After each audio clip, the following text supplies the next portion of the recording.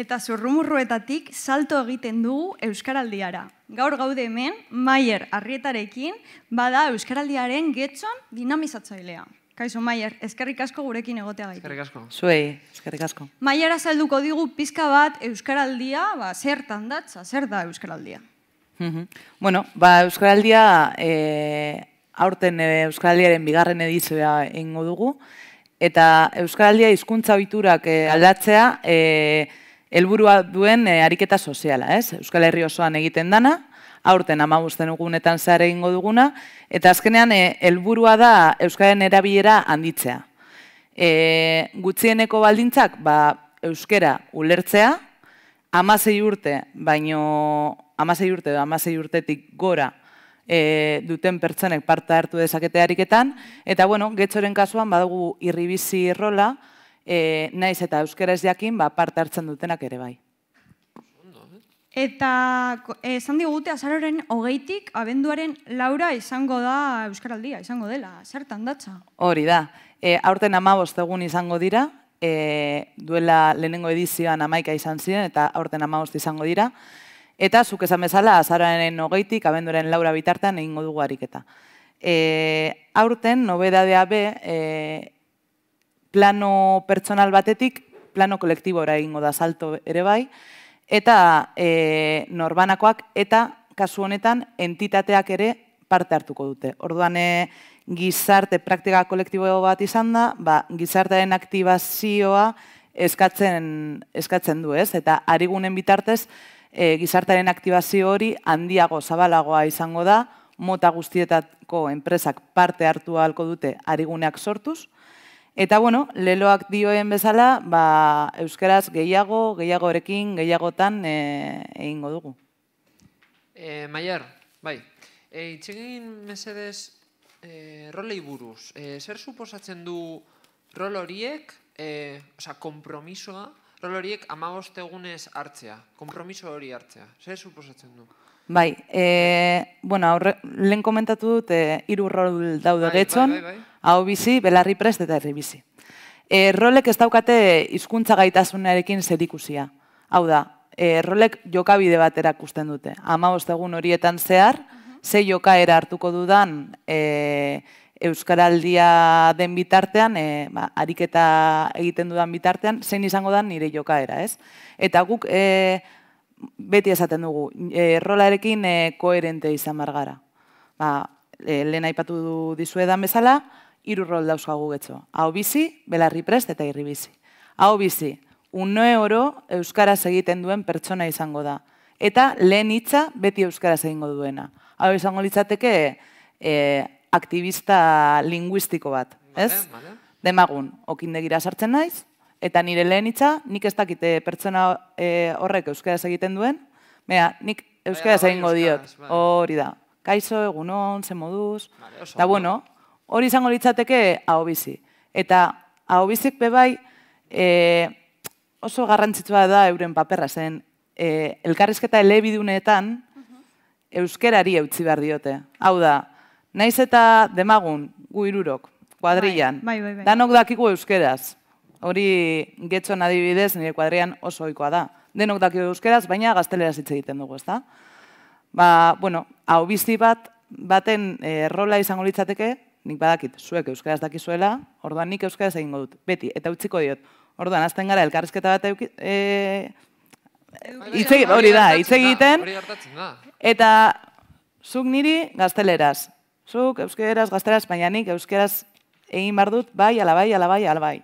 Hori izango litzateke hau izatea. Niri gertatu zait hori esan beharra dut, txarto egiten dut, batzuetan erdaraz, gehien bat, eta orduan banengoen unibertsitateko taldean. Eta neska bat euskaraz, eta ni badakit euskaraz, eta ni erdaraz, eta bestea euskaraz. Eta bukatzen dut nik euskaraz egiten, badakidelako txarto dagoela, eta egin behar dugula gehiago euskaraz. Hori jarrera ona da. Bai, hautazkoa da, hori esan bezala jokabidea da, autu bat.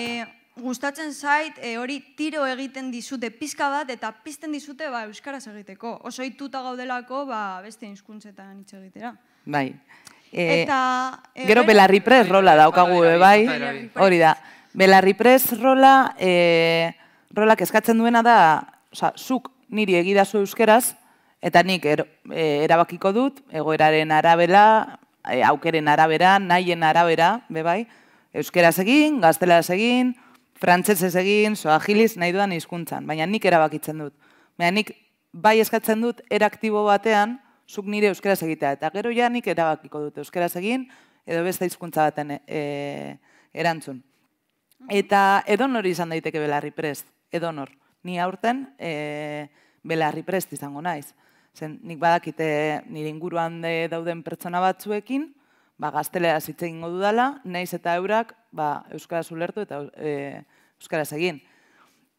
Baina, bueno, eske dana da zilegi, orduan belarri prest izan daiteke euskalduna dan pertsona bat, euskara ikasten ari den pertsona bat, euskara ulertzen duena, baina igual hitz egiteko zailtasunak dituena, baina edo nor da izan daiteke belarri prest eta dana da zilegi. Adibidez, belarri prest batek irratia edo telebista euskaraz suposatzen dut, ez? Etxungo du. Etxungo du. Gaztea irratia edo hori da... Ariketaren parte, zure bizitzaren arlo guztietan euskara sartzea entzuteko, telebistan, irratian... Bueno, bai, hori hautazkoa da, dinot, zuke... Euskaraldia azkenean da ariketa praktiko bat, hitz egitea. Nik 15 egun horietan zehar txapa bat eukiko dut, eta rol bat. Eta belarri prest izango da, hori, zuk egidazu euskeraz, zuk badakizu, ni euskaraz egin aldia zula lasai asko, eta nik erantzungo dizute euskeraz, edo gazteleraz, edo dana delakoa. Eta gero getxon, badaukagu beste rol bat, dela irribizien rola. Hau da, no entiendo euskera, pero me encanta oírlo y apoyo este tipo de iniciativas. Hau da, naiz eta euskaraz jakin, bueno, ekimena babesten duen pertsona da, eta posten da euskara entzuten, ez? Hori bakarrik getxon? Hori getxon dago bakarrik, eta guk, bai, getxon bakarrik existitzen da, bueno, Euskal Herriko beste herrialde batzuetan lehenengo edizioan egon ziren beste izen batekin alako rolak sortu ziren bebai, baina getxoko egoera soziolinguistikoagatik, getxon erdaldun maila handia danez, eta gero bebai, oso guretzako garrantzitsua iruditzen zaigu irribizien papera, ez? Azkenean irribizi asko direlako gara asko. Ez dakizelan esan. Ulertuta, bai. Irribizi direlako gara asko eta asko. Badaude pilo bat guraso kriston lan egin duten, nahiz eta euskaraz jakin, kriston lan egin dutenak bere seme-alabak euskalduntzean hori da. Eta, bueno, figura garrantzitsua zela iruditu zitzaigun, eta nahiz eta eraktibo baten parte hartu ez, bueno, gizartearen parte garrantzitsu bat da, eta ikusgarritasuna eman behar diegu, bai. Orduan, bai. Non lortu alditugu txapa horiek? Nola lortu? Bueno, zueke getxostarrak basarie, getxostarrak.eusetik izena ematen duzue, eta bertan, webgunean, izena eman atalean, hor formularioa bete, izena, ez dakizzer, abizena, eta horre egongoa galderatxo bat, esanez, aurtengo txapa nahi duzu edo txapa behar duzu? Bai, ez, helbidea jarri eta etxera bidaliko dizuegu. Baina, txapen arira, bebai gabiz esaten, txapak berrera biltzeko. Duela 2 urteko Euskaraldian parte hartu bazenuen eta rol berdin aukeratuko baduzu, txapa berrera biltzea, apurtzu bat danak hori da. Badakizu, ez baduzu zure txapa, entzun maieri eta lortu aldezak. Eman izena, getxostarrak.eusen, izena eman atalean, norbanakoa naiz, eta izena eman. Garrantzitsua. Eta gero ikusi ditugu Euskaraldirako bideoklip izugarriak egiten dituzula. Azkenengoa da, 24 izenarekin, eta konta iguzu pizka bat bideoklipari buruz. Bueno, Iruñerriko talde batek sortu eta ekoitzi du bideoklip hori, eta jazan pasada da, oso ilusionagarria, bizipoza erakusten duena, martxosoa, horrela, Euskaraldiaren balorekin bat, hori da, Euskaraldiaren balorekin bat egiten duen bideoklip, oso ondo transmititu izan dute mezua, eta hori, azkenean Euskaraldia hori da, bizipoza, zer ilusionagarria, anitza, anistasuna, mota guztietako jendeak batzen du Euskaraldia. Alde batekoak, ideologikoki alde batekoak zein bestekoak, gazteak, nagusiak, denetik. Euskal Herri osoa, gizarte bat batzen du Euskaraldiak, eta hori oso polita da. Geneukan galdera bat, baina jarantzun duzu, baina berri botako dut. Euskarak gaur egun bizi duen egoera getxon. Pixka bat, hori erantzun duzu, baina nahi baduzu hitz egin hori. Gehiago. Pixka bat horri buruz. Nola dago egoera, benetan getxon. Egoera pixka bat, konpontzeko ez da, hitza ez da konpontzeko, baina... Mezu bat pizteko, egoera pixka bat hobetzeko edo zeo zer esateko. Nik uste dute momentu polit baten eta aukera asko dituen momentu bat bizitzen ari garela, ez? Urrats handiak eman dira Euskararen sustapenean eta euskalduntzean eta gehienak hezkuntzan, ez? Gaur egun edonor ikasi dezake euskaraz, eta nik uste dut hor urrats oso handiak eman direla, baina bidea jarraitzen du, eta bidea luzea da ondino, eta egia da, naiz eta jende gehienak euskara ulertu, edo hezkuntza sisteman euskarazko hezkuntza eukitea, oraindik egoera ez da ona. Jende asko euskara badaki, jakin badaki, baina erabilera basua da. Eta hizkuntza bat dakizuenez ez da galtzen, hizkuntza galtzen da dakienak hitz egiten ez duelako. Orduan Euskaraldiak ate hori zabaltzen du eta egia esan aukera handia daukagu guzti honi buelta bat emateko, ez? Kike Amonarrizek, ez dakit ezagutzen duzue Kike Amonarriz, Euskaltzalen Topagunaren zuzendaria da. Berak idatzi zuen Euskararen bidegurutzatik, Euskararen bidegurutzetik liburua. Eta hemen hausnarketarako ate bat zabaltzen digu bai, eta gomendatzen dizuet irakurtzea. Baina, nahiz eta garai konplikatua izan, nik uste dute aukera handia daukagula, eta Euskaraldiak ate hori zabaltzen duela, ez? Benetan, hizkuntza ohituretan eragiteko, Euskarara salto hori egiteko, eta, pizkanaka, daukagun altxorra hau kalea ateratzen, ez?